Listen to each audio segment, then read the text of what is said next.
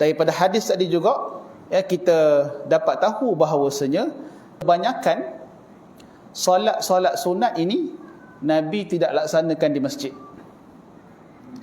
Selesai semayang fardu, maka Nabi balik ke rumah, Nabi solat. Banyak riwayat menyebut begitu. Lepas semayang, Nabi balik dan Nabi solat. Ya. Kenapa? Kerana perbuatan yang sebegitu ianya lebih baik untuk menjaga kita daripada sifat riak. Kalau kita semayang dekat masjid, maka orang nampak. Bila orang nampak itulah kadang-kadang datang sifat riak. Semayang sunat aku, orang tengok aku semayang sunat. Gitulah hati ni, kita tak boleh kawal.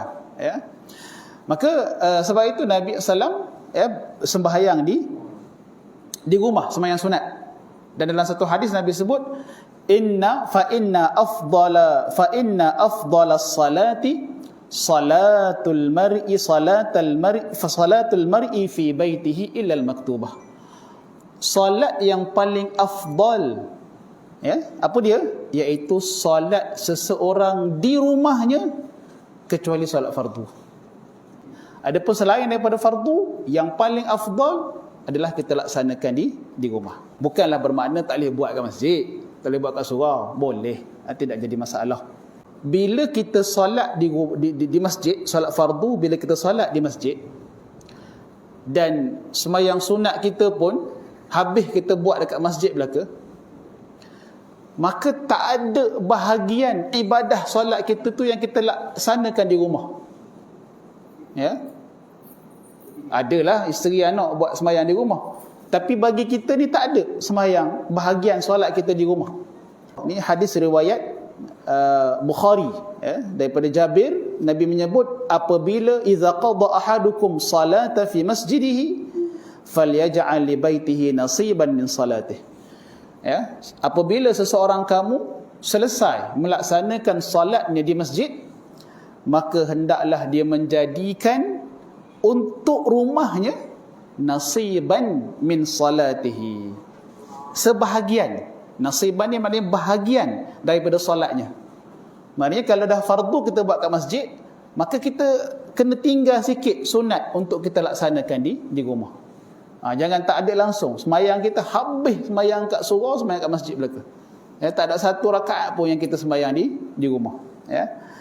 Fa innallaha ja'ilun fi baitihi min salatihi khaira. Sesungguhnya Allah Subhanahu wa taala akan menjadikan di rumahnya disebabkan solat dia tu khaira, kebaikan. Dengan itulah datangnya rahmat ke rumah kita, masuknya malaikat rahmat. Maka untuk kita memastikan rumah kita ni Allah Ta'ala berikan kepadanya kebaikan, maka ada bahagian solat yang kita solat dekat rumah. Yang kita buat kat masjid, kita buatlah kat masjid. Yang di rumah, kita buatlah di rumah. Jangan langsung tak ada semayang di rumah. Apabila malaikat rahmat tak masuk, maka syaitan akan duduk di rumah kita. Maka situlah jadi rumah kita tak tenang, tak nak duduk rumah. Sedangkan rumah kita ni tempat yang sakinah sepatutnya.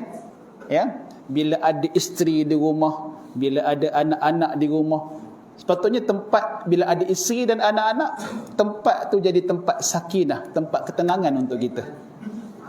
Sebab isteri ni Allah jadikan untuk kita mawaddatan wa rahmah, untuk berkasih sayang dan juga rahmat. Jadi kalau duduk rumah tak rasa tenang, rasa serabut, maka ada something lah tu. Bukan. Tak apa. Boleh je semayang. Sekejap lagi habis semayang isyak lagi, kita semayang sunat ba'diyah kat masjid, tak apa, 2 rakaat. Nanti balik sebelum tidur boleh semayang witir 3 rakaat. Ataupun kalau kita memang jenis bangun malam, maka nanti di akhir malam kita semayang tahajud, akhiri dengan witir. Maka ada solat yang kita solat di rumah, supaya dengan solat itu Allah Ta'ala akan memberikan kita kebaikan untuk rumah kita, yang menjadikan kita rasa tenang, rasa bahagia berada di rumah.